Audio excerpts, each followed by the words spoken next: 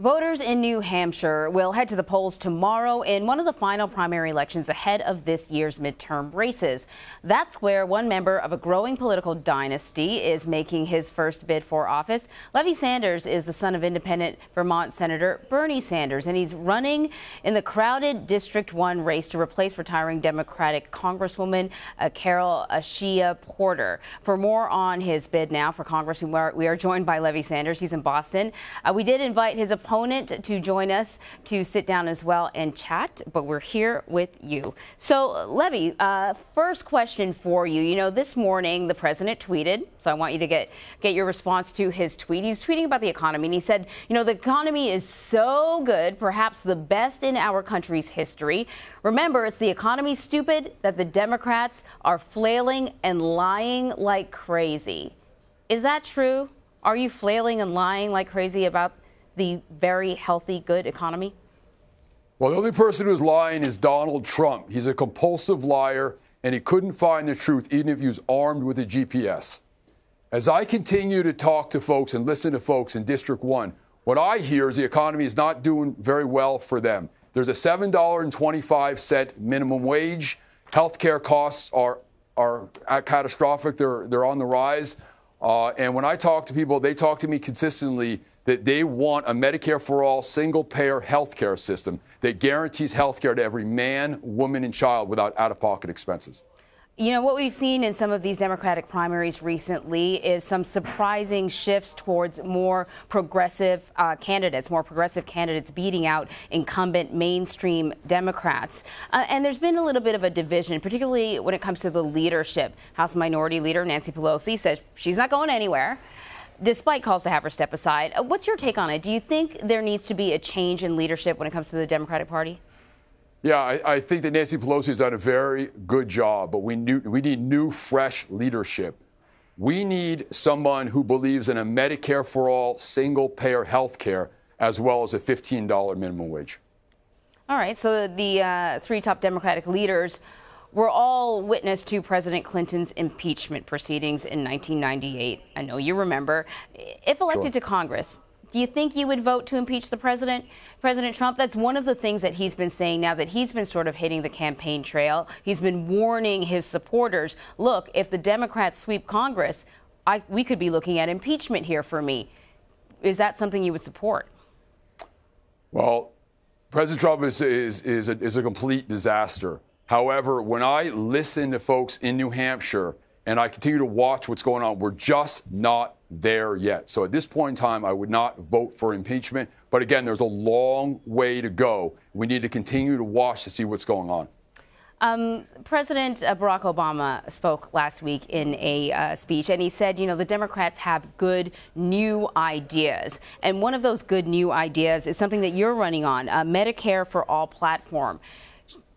Many people think that's a good idea. The problem is paying for it. How do you propose this country would be able to pay for something like that? Well, the first thing we have to understand is that the rich are getting richer and the poor are getting poorer and the middle class is being squeezed.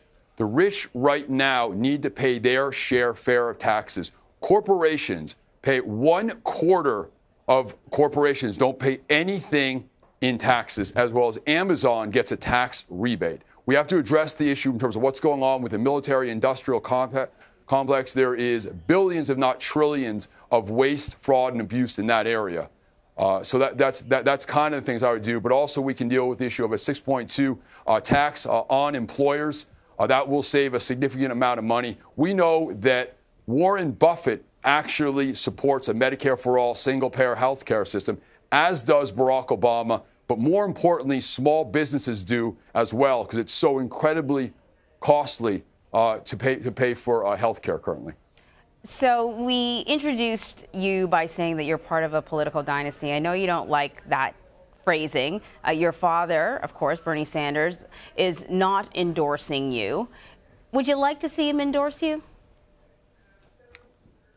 Again, I have tremendous support right now from Ro Khanna, is doing a tremendous job in California. He's on the Progressive Caucus, as well as doing incredible work in terms of Medicare-for-all health care. So what I'm concentrating right now is to ensure that the folks in New Hampshire get a Medicare-for-all single-payer health care. I would welcome the endorsement of folks who believe in a $15 minimum wage as well as Medicare-for-all single-payer health care. Would that include your father? Again, I would, if my father ultimately believes in Medicare-for-all single-payer health care system as well as a $15 minimum wage, I would welcome all folks that support that. Again, I don't believe in dynastic politics. My father and I do not. We believe in a Medicare-for-all single-payer health care system, tuition-free public colleges and universities, paid equity for women, paid family and medical leave, a $15 minimum wage, and dealing with income and wealth inequality. Right now, 47% of Americans have $400 or less to deal with a medical emergency or simply their car breaking down.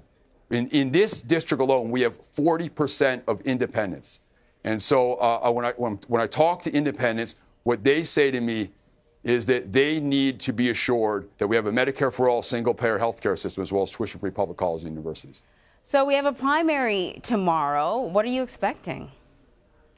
What I'm expecting is a very low voter turnout, which is very disappointing. We're probably between 10 and 15% of the folks will vote. And I'm expecting people to really kind of vote with what's going on in our society.